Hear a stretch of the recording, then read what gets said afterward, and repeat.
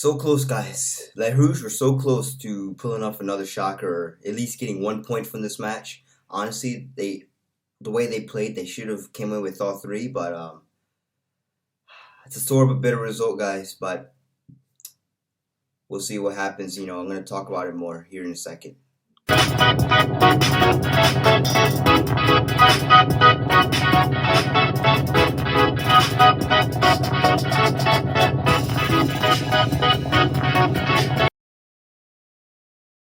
Welcome back to Les Rouges, talking Canada soccer and U.S. soccer, and bienvenue. And so close, guys. Les Rouges were so close. They were this close. I mean, they had it. There's a missed penalty from Alphonso Davies in the 10th minute that was so close to Canada getting a point from this match. They were that close, but Courtois said no, not today, and denied Davies on the spot. This is only the second penalty to have only been denied so far in this tournament. Of course, the first being Robert Lewandowski from denied by Guillermo Ochoa, and today from Courtois denying Alphonso Davies. Both, by the way, which somebody made a meme. They were both from Bayern Munich, but nothing against Bayern Munich, but obviously it's just a joke. But anyways, yeah, Canada, as soon as this match began, they shot out like a cannon. I mean, Canada was all over Belgium throughout the whole match, I would argue. I mean, they had so many shots. Like, if we look at the stats here, I'm just going to do a quick rundown of the stats.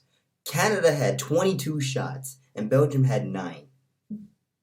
Out of those shots on target, however, only 3 were on target for Canada, while 3 of the 9 were on target for Belgium.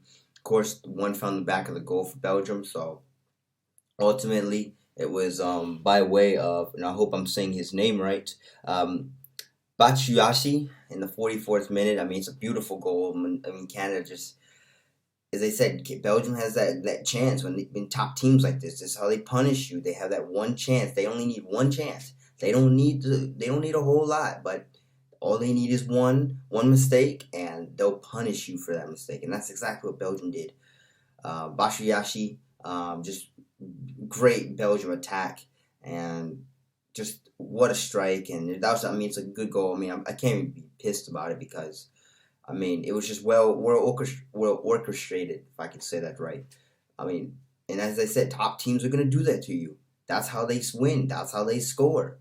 Canada had more shots. Yes, Canada looked hungry and stuff. But at the end of the day, Belgium just, I mean, they did that one good chance and they put it away, right? And then again, credit Milan Borjan with he had a couple saves, but how about Courtois coming up big when he needed it too? But nonetheless, overall, Canada looked really, really sharp today. And as I said, I don't care what anybody says. This game, yes, it's bitter, but it's hopeful. Because everybody, including myself, most people here in Canada can tell you that we went into this game thinking that Canada was going to get blown out, right? Canada was going to fall, it's going to be 4-0, maybe 5-0 to Belgium, right? Which, even then, there would have been no shame in that because Belgium is just, Belgium has been here year after, or 4 years after 4 years after 4 years, every single tournament. Canada is kind of like Wales, where they're making a debut for the first time in ages, right? So, it's, yeah, I mean, so there would have been no shame either way, depending on how we lost to Belgium. But either way, this Canadian team just, they have heart. That's one thing. If you cannot take away anything else from this match, you can at least take away that this Canadian team has heart.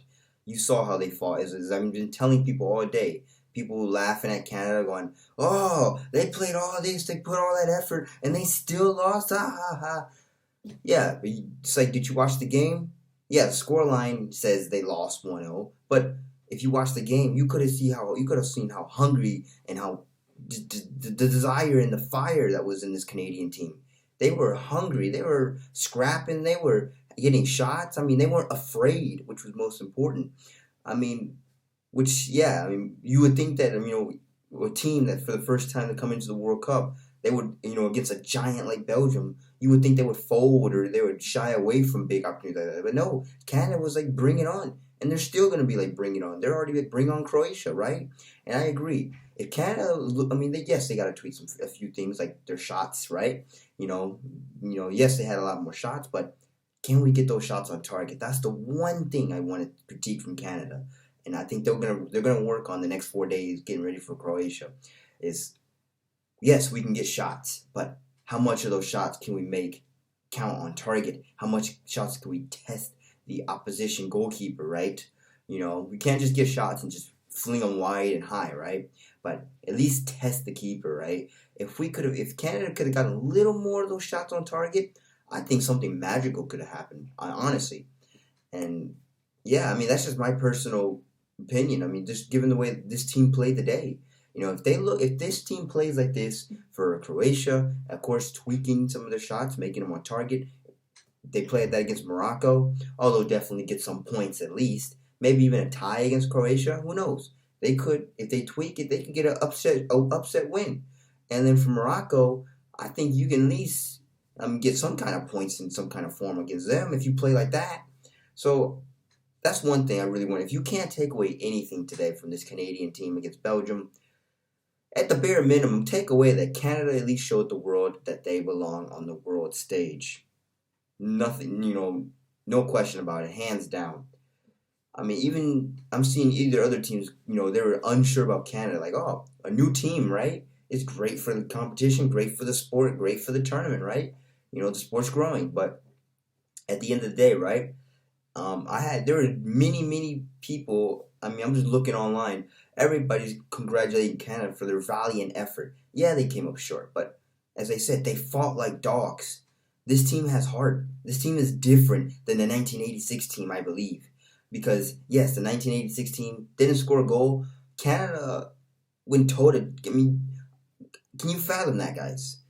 This Canadian team just went toe to toe with the number two, arguably one of the best teams in the world, and which is why I'm like, if people can't give, people, yes, it's a start, and yes, Canada has to keep going. It's just the tournament's still early. There's still 2 games left to be played, and a lot can happen. But if you can't, if you can't take anything else away from this match, anything else, at the bare minimum, at least take away that this Canadian team has some fight and some fire, and they're not afraid to go against toe to toe. Not afraid to go toe to toe against big, giant, bad teams, right? And yeah, it's honestly incredible. I mean, and I'm not really, I can't be. Yes, I'm a little disappointed that they had it and it was honestly there for the taking, but I'm not pissed. As I said, I'm not mad. Canada really played all they had, and John Herman really got these boys fired up. And in the locker room after today's narrow loss, he was like, all right, we're going to go and get Croatia now, right? Let's go, boys, let's go. Obviously, he didn't say those exact words that I can't say, on YouTube, but you know what I'm talking about. He was like, let's go get them, right?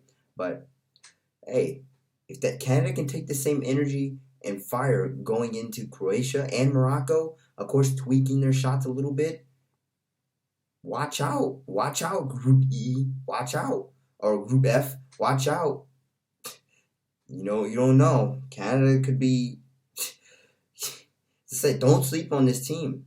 I mean, you saw Saudi Arabia do it. You saw Japan earlier today do it against Germany.